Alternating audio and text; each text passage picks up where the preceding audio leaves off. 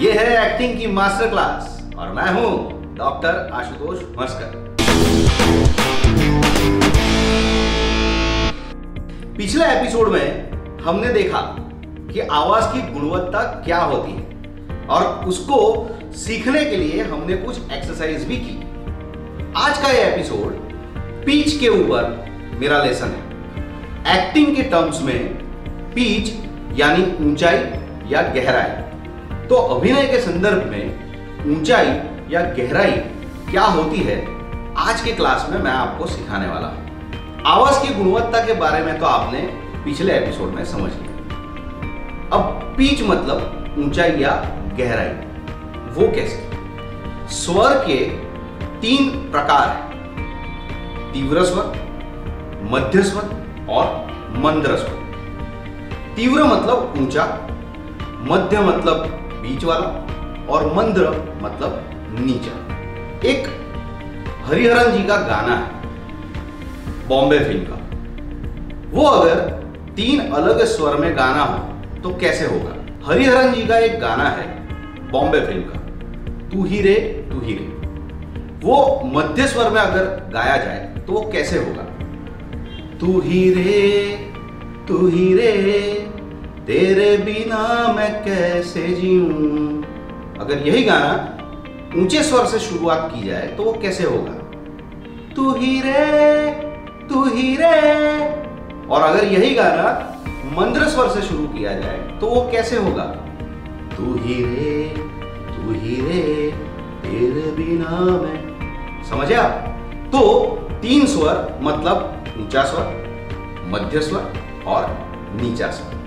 हिंदुस्तानी संगीत पद्धति है, उसमें तीव्र, मध्य और मंद्र हर एक के 7 स्वर दिए गए हैं, जो कुछ इस प्रकार है: सा रे ग म प ध नी सा। अब एक्टर के लिए गाना सीखना जरूरी नहीं है, पर ये 7 स्वर कैसे होते हैं, वो किस प्रकार बोले जाते हैं, वो जानना जरूरी है। क्योंकि जब एक्टर डायलॉग बोलता है तो उसे इन 7 स्वरों में से किसी भी एक स्वर को पकड़ के चलना पड़ता है। ऐसा भी नहीं है कि डायलॉग एक ही स्वर में चलता है, इसमें सभी स्वर डायलॉग में इस्तेमाल होते हैं। तो पहले हम समझेंगे कि 7 स्वर जो है उसकी तीव्रता क्या है और साथ में हम प्रैक्टिस भी करेंगे। Are you ready? षडज मतलब सा। हम तीव्र, मध्य और मंद्र में सा की प्रैक्टिस करेंगे, षडज की प्रैक्टिस करेंगे। तो मेरे साथ आप दोहराइएगा। मध्य स्वर सा। अब आप इसको मेरे साथ रिपीट कीजिए, सा। अब तीव्र स्वर सा सा।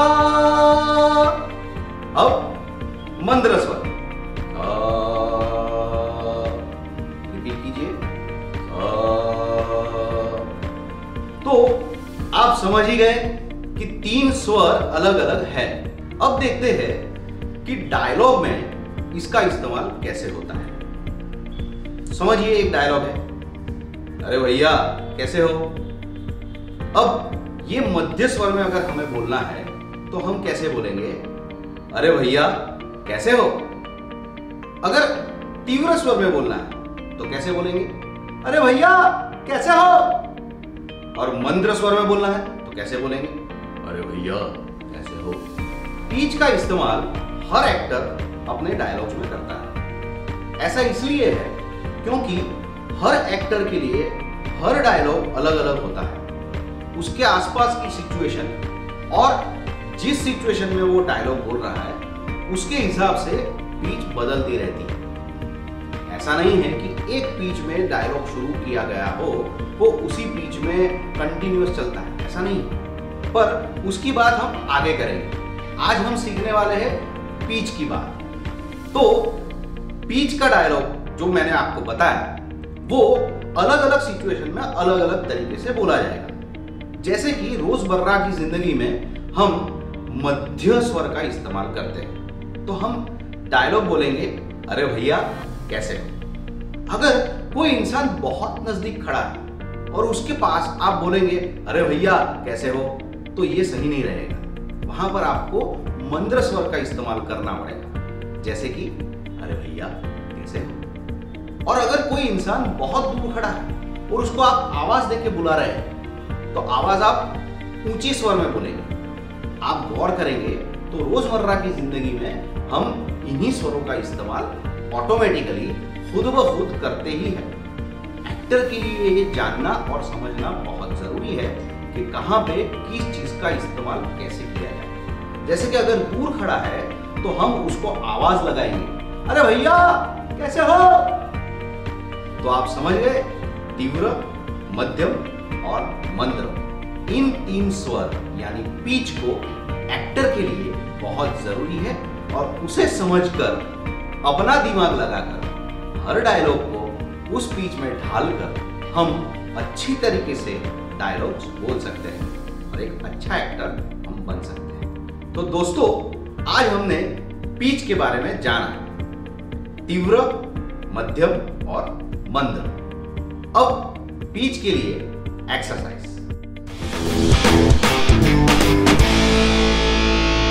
दोस्तों, आपको अपने एक दोस्त को इमेजिन करना है। अपने बिल्कुल बगल में वो खड़ा है और उसको आप कह रहे हैं, अरे भैया कैसे हो। फिर वो थोड़ी दूर है, फिर वो और दूर है, फिर वो और दूर है।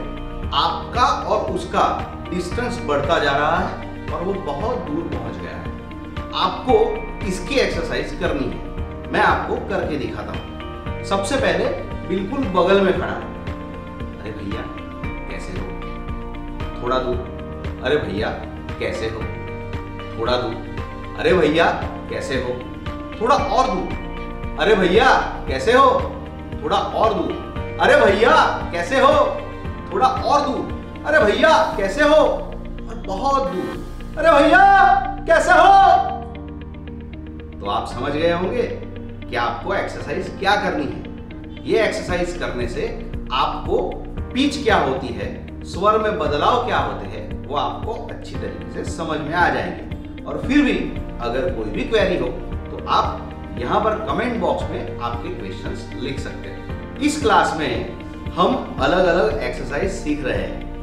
पहले दिन से लेकर आज तक जितनी भी एक्सरसाइज आपने सीखी है, मुझे आशा है कि आप उसकी प्रैक्टिस रोज कर रहे होंगे। और जैसा कि मैंने कहा था, आपके जीवन का एक हिस्सा उसको आपने बना ही लिया होगा। उसमें आज की ये पिच की एक्सरसाइज को आपको जोड़ना है और प्रैक्टिस जारी रखनी है। तो ये थी एक्टिंग की मास्टर क्लास और मैं डॉक्टर आशुतोष।